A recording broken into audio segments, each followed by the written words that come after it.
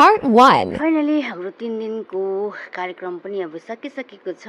हामी चाहिँ इलम बहिनीको घरबाट अब चाहिँ सिधै पथरी जाँदैछौँ हामी। हरकटे अनि 3 घरे अनि कन्यम पाथिबाट हुँदै हामी पथरी प्रवेश गर्नेछौँ। यो चाहिँ मेरो पार्ट 1 हो। पार्ट 2 पनि हेर्नु होला। हजुरहरूलाई मैले बाहिरको भ्यूजहरू राम्रोसँगले खिचेर हालिदिएको छु।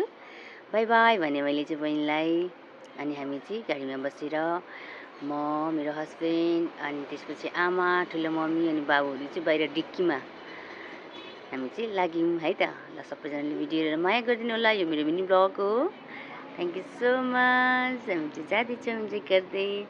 बाटोको सिनहरू देखाउँदैछु हजुरलाई कस्तो राम्रो छ। एकदम उकालो जानुपर्छ। बाटो चाहिँ सानो बाटो छ तर अप्ठ्यारो छ बाटो चाहिँ तर रमाइलो छ। अति रमाइलो छ। हामी चाहिँ लाग्यौँ अघि बढ्दैछौँ अझै अघि बढ्दैछौँ। यस्तो बाटो छ एकदम सानो चेपरो बाटो छ एकदम उकालो परेको होइन। अस्तिको पानीले गर्दाखेरि पहिरो गएर चाहिँ हामी त सर्टकट बाटोमा आएको हो। चिनीले त चिनिसक्नुभयो होला। यो उहाँहरू बस्ने छिमेकीहरूले चिनिसक्नुभयो होला। त्यताको बासिन्दाहरूले चाहिँ यो कहाँ हो भनेर है। अनि मैले चाहिँ उहाँलाई जिस्काउँदै छु मेरो गुरुजी भन्दै। अनि उहाँले चाहिँ मलाई हेपेको हो भन्दै हुनुहुन्छ। त्यसै गरी हामी चाहिँ अहिले हाइवे निक्लिसक्यौँ। अब यहाँबाट फेरि हामी प्रवेश गर्दैछौँ। हेर्दै जानुलाई भिडियो एकदम रमाइलो छ है त।